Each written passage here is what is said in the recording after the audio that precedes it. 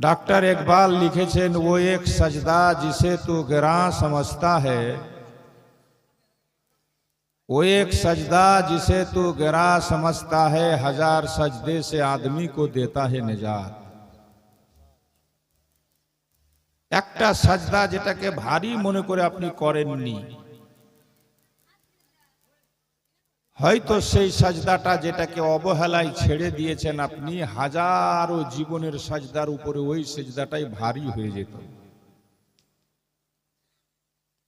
ওইরূপ সুযোগ আল্লাহ যখন দিয়েছে, আসার ক্ষমতা যখন আল্লাহ দিয়েছে, তো নবীর মাহফিলে আপনি হয়তো না এসে দূরে থেকে গেছেন, দেখা গেল যে ওই রাত্রির বসাটাই আল্লাহর কাছে কবুল হতো বা কবুল হয়েছে। এজন্য নবী পাকের মাহফিল যেখানেই হোক সেটাকে দলে দলে যোগদান করে আসা দরকার, হালকা মনে ভাবা উচিত নয়। আল্লাহর কাছে দোয়া করি আল্লাহ পাক সকলের হাজরিকে আমাদের যেন কবুল করেন। সকলে বলুন আল্লাহুম্মা আমিন। বা অনেক লোক এরকমও থাকতে পারে যে হুজুররা যখন আসবেন তখন যাব জালসাতে, এটাও ব্যাপার থাকে। যাই হোক, আমার টাইমটা ছিল কমিটির নির্দেশ অনুপাতে, কমিটির সেটিং অনুপাতে 1:30টা থেকে, তার আগেই ছিল ছোট হুজুরের প্রোগ্রাম। কিন্তু শুনলাম নাকি এখানকার মানুষ আবেগে, মহাব্বতে, ভালোবাসায় ওনাকে ফাতিহাতে বেশি দৌড়িয়ে দিয়েছেন আপনারা, যার ফলে উনি একটু রেস্ট নিচ্ছেন বলে আমি একটু পরে যাব, মাওলানাকে আগে উঠাও। তো আমি চলে আসলাম বাধ্য হয়ে। কোরআন পাক থেকে একটি আয়াত পড়েছি, অত্যন্ত মাশহুর ও মারুফ, সবার জানা, সবাই শুনেছেন এই আয়াতের তরজমা। আল্লাহ পাক বলছেন ঈমানদার গণের উদ্দেশ্যে দুটি কথা। কটি কথা? জোরে বলুন, কটি কথা? দুটি কথা বলছেন, হে ঈমানদারেরা, ইত্তাকুল্লাহ। প্রথম কথাটি হচ্ছে আল্লাহকে তোমরা ভয় করো, আর দ্বিতীয় কথাটা হচ্ছে ওয়াকুনু মা'আস সাদিকিন, তারপরে সত্যবাদীদের সাথী হয়ে যায়। তো আমরা এখানে বসে আছি যারা, সবাই আশা করছি পীরপন্থী। পীরকে আমরা সবাই মানি। মুরিদ হওয়াটা এটা নসিবের ব্যাপার, ভাগ্যের ব্যাপার। কে কার কাছে মুরিদ হবে, কে কার কাছে মুরিদ হয়েছে, এটা আপনা আপনার নসিবের ব্যাপার। তবে আল্লাহ বলছেন এই আয়াতের মধ্যে দুটো কথা, তার মধ্যে প্রথম কথাটা বলছে 1 নম্বরে তোমরা আল্লাহকে ভয় করো, দ্বিতীয় নম্বরে কোনো কামিল পীরের দামান ধরো। তো এই আয়াতের উপর ভিত্তি করে আমরা 2 নম্বরটাতে সবাই পাকাপোক্ত, মানে পীরের ভক্ত, এতে কোনো সন্দেহ নেই। কিন্তু 1 নম্বরটা দিয়ে যদি আমরা যাচাই করি নিজেকে নিজেরা, তাহলে ওইটা কিন্তু আমরা ফাঁকা। আরে 1 ক্লাস পাস করবা তেবে না তুমি 2 ক্লাসে যাবা। হে, টেস্ট পরীক্ষায় তুমি অ্যালাউ না হলে মাধ্যমিক কি করে দিবা? তো আল্লাহ বলছে আগে আগে আল্লাহকে ভয় করো, তারপরে পীরের দামান ধরো। আর আমরা মনে করছি পীর সাহেবের দামান ধরলেছি, আর ফের চিন্তা কি? কথা কি ঠিক বলছি না ভুল? 2 নম্বরে আমরা খুব পাকা, पीर का दामन नहीं छोड़ेंगे, पीर का उरूस खूब मनाएंगे, सिन्नी मिन्नी खिचड़ा मिचड़ा खा के पेट भर देंगे। किंतु 1 নম্বরে আল্লাহ যে বলছে ইত্তাকুল্লাহ, ওইখানে আমরা নাই। আপনি বলবেন মাওলানা আমরা কে বলেছে আল্লাহকে ভয় করি না? তাহলে আল্লাহকে যদি যে লোকটা ভয় করে সে নামাজ পড়বে না পড়বে না? আমাকে জবাব দেন, জোরে বলেন, পড়বে না পড়বে না? তো এখানে যতটি লোক বসে আছেন সবাই 5 ওয়াক্ত নামাজ পড়ছেন, তাহলে এখন যদি বলি যে হাত উঠান কে কে নামাজ পড়ে না, লজ্জা পেয়ে যাবেন। বা কে কে পড়ে, তো আপনি তো 1 নম্বরেই ফাঁকা। পীর সাহেবের দামান नहीं छोड़ेंगे, চিরা ফেলে দেंगे, লাভ হবে? মসজিদ গেলাম না, আল্লাহর ভয় নাই, নামাজ নাই, রোজা নাই, জাকাত নাই, ফরজ নাই, আর গরজ লিয়া ছিড়া ছিড়ি আর মারামারি করেंगे, পার হতে পারবা? বলো। আল্লাহ বলছেন কোরআনে, ওয়াবুদুল্লাহ ওয়ালা তুশরিকু বিহি শাইয়্যান ওয়া বিল ওয়ালিদাইনি ইহসানা, আমার ইবাদত করো, আমার সঙ্গে কাউকে শরীক করিও না। তারপরেই আল্লাহ বলছেন তোমরা তোমার বাপ মায়ের খিদমত করো। মাকে খেতে দিই না, বাপের সঙ্গে সম্পর্ক ভালো রাখি না, কিন্তু পীর সাহেবের উরুসে যেতে আমি একবারও ছাড়ি না। বেকার হয়ে যাবে তোমার উরুস ঘোরা, বেকার হয়ে যাবে তোমার পীর ধরা, বেকার হয়ে যাবে তোমার মাজার মাজার ঘোরা।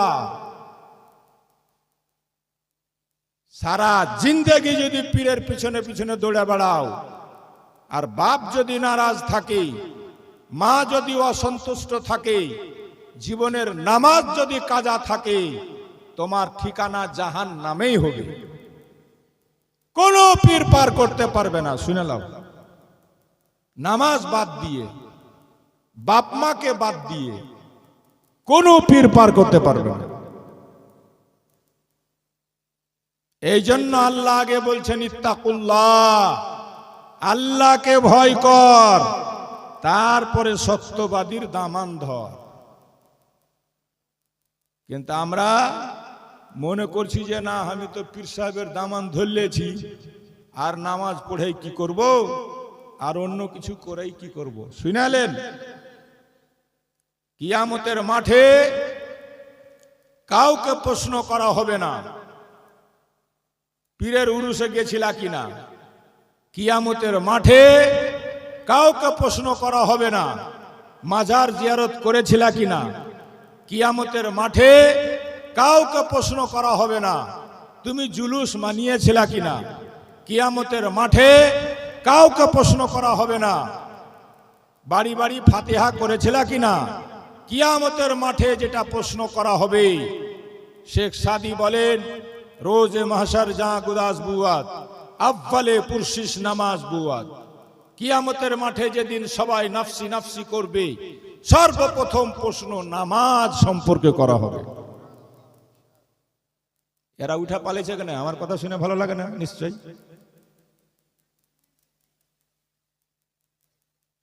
নাকি জালসা লাগিয়েছেন সওয়াবের কাজ, মেলা কেনে বসতে দিলেন।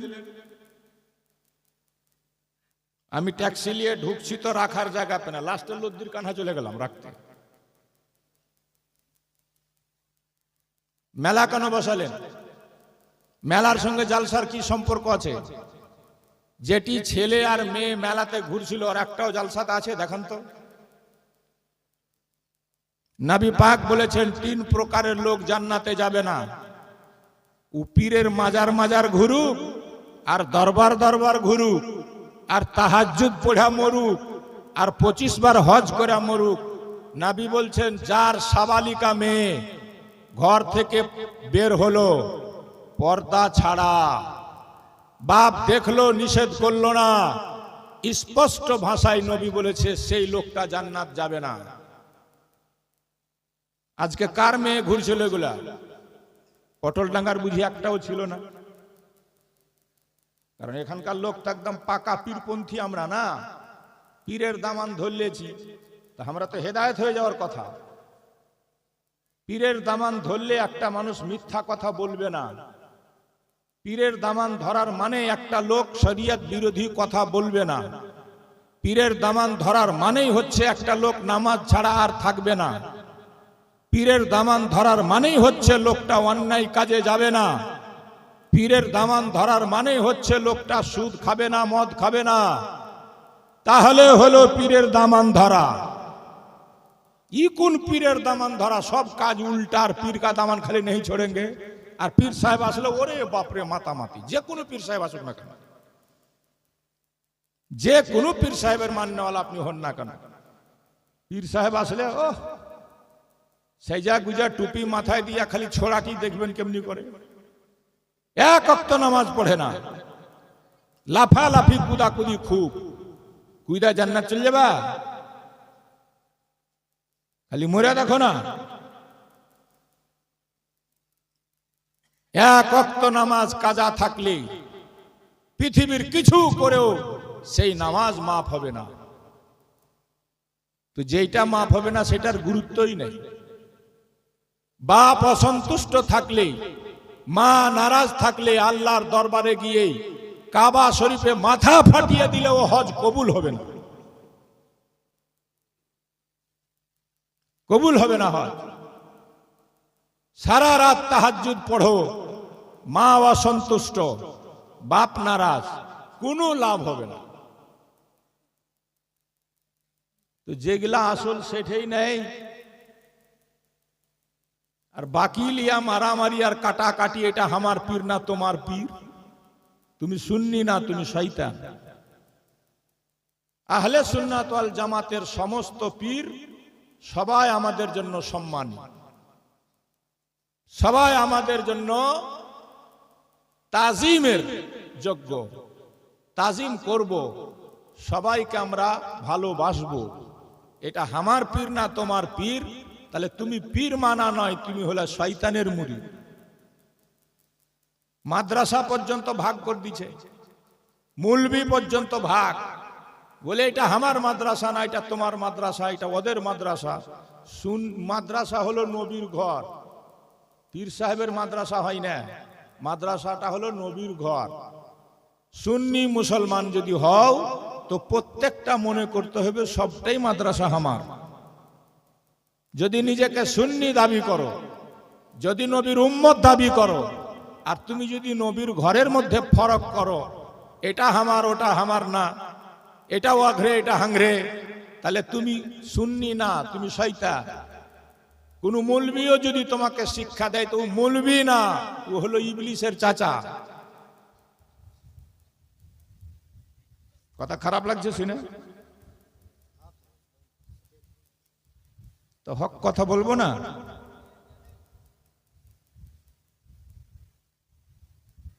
নবী বলছেন 3 প্রকারের লোক জান্নাতে যাবে না। এক, যার মেয়ে পাউডার লাগিয়ে, সোনো লাগিয়ে, লিপস্টিক লাগিয়ে, আমি দেখলাম তো ইস সেই যা আছে সবটি, বাপ রে বাপ, মনে হচ্ছে ওর বাপের বিয়ে লেগেছে। হ্যাঁ, আজকাল বাপের বিহা ছেলে পিলা খাইছে, মায়ের বিহা ছেলে পিলা খাইছে, খাই না? বড় বড় ছেলে পিলার মা বিহা করছে, বড় বড় ছেলে পিলার বাপ বিহা করছে। তো বাপের বিহা ছেলে পিলা খাইছে, মা খাইছে। তো যেটি বেটি ছেলে ঘুরলো আজকে মেলাতে, ওই বেটি ছেলেটির জন্য আর বাপকে যেতে হবে জাহান্নামে। এক। 2, যার বউ বেপরদা হয়ে মাথার চুল দেখিয়ে, দুল দেখিয়ে ঘর থেকে বের হয়, তার স্বামী যদি জিন্দেগি ভর মসজিদে ইতিকাফে বসে থাকে, নবী বলছে ও যাবে জাহান্নামে। ইমাম সাহেবের বউ যদি বেপরদা হয়, ওর পিছে নামাজ পড়া বেকার, যতটি নামাজ পড়েছেন সব বরবাদ, দোহরাতে হবে। কথা বুঝাতে পারছি? বুঝা গেল? 3, নবী বলেন আরিয়াতুন কাসিয়াতুন মাইলাতুন মুমিলাত, যে মেয়েরা চুস্ত কাপড় পরে, কাপড় পরার পরও দূর থেকে দেখলে মনে হয় উলঙ্গ যাচ্ছে, শরীরের আবরণ বোঝা যায়, এই মেয়েরা যারা পাউডার সোনো লাগিয়ে লিপস্টিক লাগিয়ে ঘর থেকে বের হয় অন্য ছেলেদেরকে নিজের দিকে আকৃষ্ট করার জন্য, যেন লোক তার দিকে তাকায়, নবী বলছেন এই মেয়েদের ঠিকানা হবে দলে দলে জাহান্নাম, এদেরকে কেউ জান্নাত দিতে পারবে না। জি, ফরজ নামাজ পর্যন্ত হানাফি মতে মেয়েদের মসজিদে গিয়ে পড়া চলবে না। কোথায় পড়তে হবে? ঘরের কোণাতে।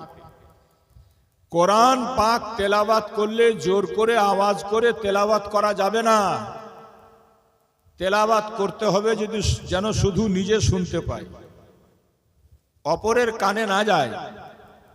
একটা মেয়ে সাজতে পারে শুধু এক জায়গাতে, সেটা হলো ঘরের মধ্যে স্বামীকে খুশ করার জন্য। স্বামীর সঙ্গে সম্পর্ক ভালো নেই, অন্য জনের সঙ্গে সারা সারা রাত ফোনে ব্যস্ত। এই মেয়েটার ঠিকানা কোথায় হবে? যে স্বামীর কথা আল্লাহ পাকের প্যারা হাবিব বলছেন সহি হাদিসে, তিরমিজি শরীফ প্রথম খণ্ডের হাদিস, قال النبي صلى الله عليه وسلم لو كنت امر ان يسجد احد لاحد لامرت المراه ان تسجد لزوجها। আমি যদি আল্লাহ ব্যতিরিকে কাউকে সিজদা করার অনুমতি দিতাম, নারী জাতিকে বলতাম তোমরা তোমার স্বামীর পায়ে সিজদা করো। যেহেতু আল্লাহ ছাড়া কাউকে সিজদা করা জায়েজ নাই, বাবু ফ্যানটা একটু ঘুরিয়ে দে তোরে, আমার বাতাস দরকার নেই। যেহেতু আল্লাহ ছাড়া কাউকে সেজদা করা জায়েজ নয়, এই জন্য মেয়েদেরকে সেজদা করার হুকুম দেওয়া হয়নি স্বামীর পায়ে। তাহলে মেয়ে জাতিকে বলবো, যারা আজকে জালসা শুনতে এসছো তাদেরকে বলবো, তোমার স্বামীর পদতলে জান্নাত। নবী পাক বলে দিলেন ছেলেদের জান্নাত হচ্ছে মায়ের পায়ের তলে। ছেলে সুপারস্টার হোক, চাহে ব্যারিস্টার হোক, মুফতি হোক, চাহে পীর হোক, আর মা যদি মূর্খ হয় ওই মায়ের পায়ের তলে জান্নাত। বাপ যদি মদখোর হয় আঘাত করা যাবে না বাপকে। বাপ যদি বেনামাজিও হয় মারা যাবে না বাপকে। বাপ যদি ঘর থেকে বের করে দেয় লোক ডেকে বিচার করা যাবে না বাপের। এত বড় বাপের মর্যাদা। বাপ যদি বিনা কারণে বলে তোর বহুকে তালাক দে, তো বাপের হক এতটাই নির্দোষ, সেই মেয়েটাকে আপনাকে বাপকে রাজি করার জন্য তালাক দেওয়া পর্যন্ত জরুরি আছে। আপনি আছেন কোথায়? সে বাপের হক চিনলা না, সে মায়ের হক বুঝলা না, আর খালি পীর কা দামান নেই ছোড়েঙ্গে, ক্ষীর খানা নেই ছোড়েঙ্গে, বাস হয়ে গেল কাম। ময়রা দেখ বড় ভাই, মরলে বুঝা যাবে, না মরলে গেলে বুঝা যাবে না। এখন যত দুনিয়াতে সব মাতামাতি করে আলাও, কুদাকুদি করে আলাও, ময়রা দেখো খালি ময়রা। ইবাদতকে হালকা বানিয়ে দিয়েছি আমরা, ইবাদতের কোনো গুরুত্ব নেই আমাদের কাছে। আর উরুস করা ফরজ হয়ে গেছে, উরুসে যাওয়া ফরজ হয়ে গেছে আমাদের জন্য, ওয়াজিব মনে করলেই একদম। চিন্তা করেন, হ্যাঁ মৌলী সাহেব কইছে ধার দেনা করাও যেছে জরুরি আছে নাকি? যাকাত দেওয়া ফরজ ছিল, ফরজ। একটা লোকও যাকাতের মাসলা বুঝার চেষ্টা করে না, বুঝেও না, মানেও না। যেখানে 99% লোকের উপরে এখন যাকাত ফরজ হয়ে গেছে, ফরজ, মুস্তাহাব নয়, সুন্নাত নয়, ওয়াজিব নয়, ফরজ। আর ফরজ ছেড়ে দিলে অন্য কিছু দিয়ে পুরা করা যাবে না। বলেন, কার বাড়িতে সোনা নাই, কার বাড়িতে চাঁদি নাই, ছেলের উপরে যাকাত ফরজ, মেয়ের উপরে যাকাত ফরজ, মুক্তাদির উপরে যাকাত ফরজ, ইমামের উপরেও যাকাত ফরজ, পীর সাহেবের উপরে যাকাত ফরজ, মুরিদের উপরেও যাকাত ফরজ। শুধু আমার নবীর উপরে যাকাত ফরজ ছিল না, জোরে বলেন সুবহানাল্লাহ। নবী পাক জীবন কেমন কাটিয়েছেন? দুজাহার বাদশাহ, চাইলে কি না করতে পারতেন। মা ফাতেমা একদিন ইমাম হাসান হোসেন অসুস্থ, জ্বরে জর্জরিত, খাবার নেই, তো নবীকে ডাকতে পাঠিয়েছে যে আমার আব্বা যদি নাতিদের কথা শুনে কিছু নিয়ে আসে। তো নবী এসে বলছে, মা কেন ডেকেছো? তো বলে আব্বা এখন বাইরে থাকেন। বলছে কেন মা? বলে আমি তোমার বেটি এমন চাদর উড়ে আছে আব্বা, এদিক ঢাকলে এদিক খুলে যায়, চতুর্দিক ছিঁড়ে গেছে, দেখলে তুমি লজ্জা পাবে। নবী আমার নিজের চাদর কম্বলটা দিয়ে বললেন এটাকে উড়িয়ে নাও। নবী আমার ঘরে গেলেন। কেন ডেকেছো মা? বলে আব্বা আপনার নাতির একদিন থেকে অনাহার, জ্বরে জর্জরিত, খাবার নেই। নবী নিজের জামা খুলে দেখালেন, আমি 3 দিন থেকে না খেয়ে আছি বেটি, 3 দিন থেকে আমার বাড়িতে চুলা জ্বলেনি, এ দেখো 3টা পাথর পেটে বেঁধে রেখেছে। ফাতেমা কি চাও? দুনিয়ার ধন দৌলত দরকার, মুসাল্লা উঠাও। তো মা ফাতেমা ঘরের মধ্যে নির্দিষ্ট জায়গাতে নামাজ পড়তেন। এগুলা বেটি ছেলে একটা নামাজ পড়ে না, খালি মেলা ঘুরি, সব মেলা ঘুরি, দেখলে আগুন লেগে যায় আমার এই মেলা ঘুরি গুলাকে।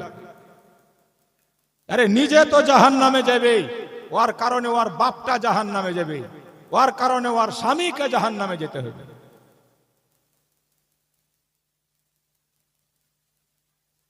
মা ফাতেমা একটা সিজদাতে গোটা রাত কাটাতেন।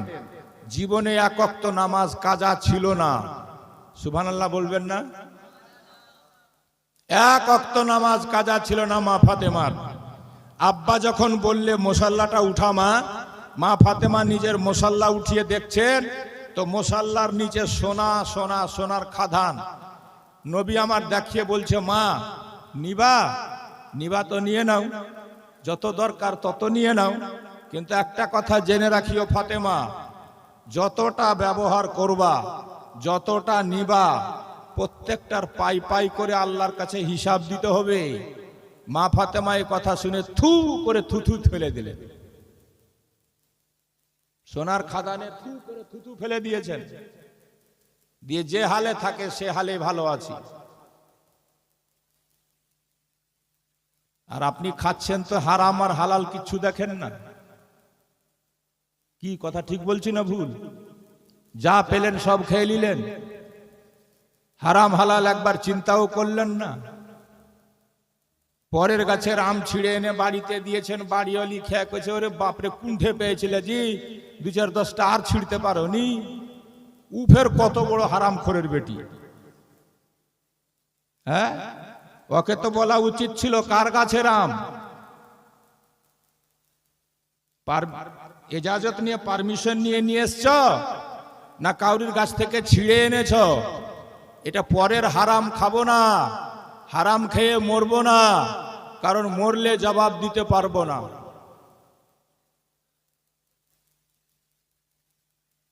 যা পারো খেয়ে যাও, সুদ মদ দেখার নেই। হ্যাঁ,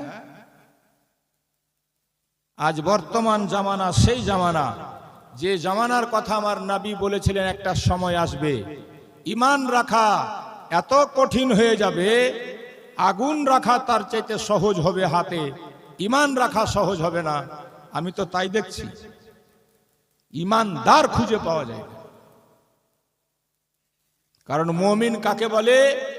আল্লাহর নবী বলছেন আল মুমিনু ইযা ওয়াদা ওয়াফা। মুমিন ওকে বলে যে ওয়াদা করে পূরণ করে। আমি 30 বছর ধরে জালসা জীবনী করি, পাশে আপনাদের মেহরাপুরে স্ট্যান্ডে ফের একটা আয়ুর্বেদিকের দোকানও করি, নেচুরোপ্যাথি। আল্লাহর রহমতে হুজুরদের দুয়াতে প্যারালাইসিস ভালো হয়, আমার কাছে ভালো হচ্ছে। সুগার জ্বর থেকে 6 মাসে ঠিক হচ্ছে, হাই প্রেসার 2 মাসে ঠিক হচ্ছে, জন্মের মতো, এগুলা জন্মের মতো। তারপরে আপনার থাইরয়েড মাত্র 2 মাসে, জন্মের মতো, আর ওষুধ খেতে হবে না। বাকি HIV পর্যন্ত ট্রিটমেন্ট হয় আমার ওখানে। শিলিগুড়ি বা বেঙ্গাল কি বলে যে আপনার বালুরঘাট থেকেও লোক আসে। যাই হোক, তো কেন এই কথাটা বললাম? কোনো হিন্দু লোক ওষুধ এনতে এসে পয়সা কমে যায়, তো ওয়াদা করে যায় যে হুজুর অমুক দিন দিয়ে দিব, তো ওই দিনই দিয়ে যায়। আর যতটি মুসলমানকে আমি বাকি দিয়েছি একটাও ওয়াদা পূরণ করে, তাহলে আর ঈমান আছে? আমি তো বিশ্বাস করে ছেড়ে দিলাম যে মুসলমান ওয়াদা খেলাপ করবে না। ওয়াদা করে যে হুজুর আগামী 5 তারিখ আপনার পয়সা পাঠিয়ে দেব, তারপরে দেখেন তো আর নেই। তো মুসলমান কার নাম? মুমিন কার নাম? নবী বলছেন আল মুমিনু ইযা ওয়াদা ওয়াফা। মুমিন তাকে বলে যে ওয়াদা করে পূরণ করে। এবার আপনি নিজেকে পরীক্ষা করে দেখবেন যে আপনি ওয়াদা করে পূরণ করতে পেরেছেন কি? জীবনের সর্বকালে সর্বহালে যেটা ওয়াদা যার সাথে করেছেন পূরণ করেছেন। যদি পূরণ করে থাকতে পারেন তাহলে আপনি মুমিন হাদিসের ভাষায়। আর যদি আপনি বরখেলাপ করে থাকেন তাহলে আপনার ঈমানে দুর্বলতা আছে। নবীকে জিজ্ঞেস করা হলো মানিল মুসলিম ইয়া রাসূলুল্লাহ, সহিহ বুখারী মুসলিমের হাদিস। মুসলমান কার নাম? নবী বলছেন আল মুসলিমু মান সালিমা আল মুসলিমুনা মিন লিসানিহি ওয়া ইয়াদিহি। মুসলমান তার নাম যার জুবান দ্বারা, যার হাত দ্বারা অন্য কোনো মুসলমান কোনোদিন কষ্ট না পায়, দুঃখ না পায়, আঘাত না পায়, সে হলো মুসলমান। আপনি কোন মুসলমান? টাকা আছে গরমে গরিবকে দেবে দিচ্ছেন, পাটির গরম আছে বলে আপনি গরম দেখিয়া যাকে মন যে পারছেন সে করলিছেন, তা আপনি কোন মুসলমান? আল্লাহ পাক বলছে কোরআনে ইয়া আইয়ুহাল্লাযিনা আমানুত্তাকুল্লাহ হাক্কা তুকাতিহি ওয়া লা তামুতুন্না ইল্লা ওয়া আনতুম মুসলিমুন। হে ঈমানদারেরা, তোমরা আল্লাহকে ভয় করো, ভয় করার মতো পুরোপুরি মুসলমান না হয়ে মরে যেও না। আল্লাহ বলছেন পুরোপুরি মুসলমান না হয়ে মরে যেও না। আল্লাহও জানে যে নামের মুসলমান কিছু থাকবে, এজন্য তাকিদ করে বলছে পুরোপুরি মুসলমান না হয়ে মরে যেও না। আর নবী বলে দিলেন যে মুসলমান হবে তার জুবান দ্বারা, তার হাত দ্বারা অন্য কোনো মুসলমান কষ্ট পাবে না, সেই হলো মুসলমান। বলুন সুবহানাল্লাহ। তাহলে আপনি কোন মুসলমান? আপনি ভাবেন যে আপনি কোন মুসলমান? পরের বিচার পরে করিয়েন, নিজের বিচারটা আগে করেন। আপনি কোন মুসলমান? কাউকে আঘাত দিয়েছেন? কাউকে গাল দিয়েছেন? মাজাক করেও কাউকে গাল দিলে হযরত আলী বলে একটা গালের বদলে তোমার জন্য একটা বিছাতু তৈরি হয়ে বসে থাকে কবরে, তোমার জন্য অপেক্ষা করে। আই বেটা, খালি আই না। আপনি তো জোর দেখাচ্ছেন, গরম দেখাচ্ছেন, টাকার গরম, আমি গরিব মানুষ, আমাকে দিলেন চেপে দেবে। অন্যায় অত্যাচার করে দুনিয়াতে বাঁচতে চান আপনি, আপনি পয়সাওয়ালা, আপনার বিচার কে করবে? মরে দেখেন না খালি। এই জন্য নবী বলেছেন ধনীদের চাইতে গরিবেরা বহু আগে চলে যাবে জান্নাতে। বলুন সুবহানাল্লাহ। আল্লাহ আপনাকে ধন দিয়েছে, আপনার হিসাবটাও বেশি হবে, এটা আপনি জেনে রাখিয়েন।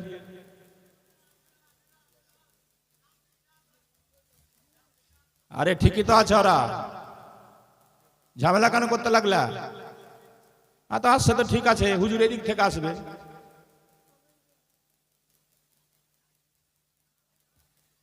আপনারা সামনে দিকে আগিয়ে আসেন, পালাবার চেষ্টা করিয়েন না, সামনে চলে আসেন। আলহামদুলিল্লাহ, এরকম সভা আল্লাহ পাক প্রতি বছর আপনাদের করার তৌফিক দাও। আল্লাহওয়ালাদেরকে নিয়ে এসে আপনারা সভা করেন, তিনাদের দোয়া নেন, আর এটাই দোয়া করেন যে আল্লাহ তাদের দুয়ার বরকতে আমাদের মধ্যে যেন পরিবর্তন ঘটিয়ে দেয়, আমরা যেন খাঁটি মুমিন মুসলমান হতে পারি। সকলে বলুন আল্লাহুম্মা আমিন। নামের না, কামের মুসলমান হতে পারি। জোরে বলুন সুম্মা আমিন।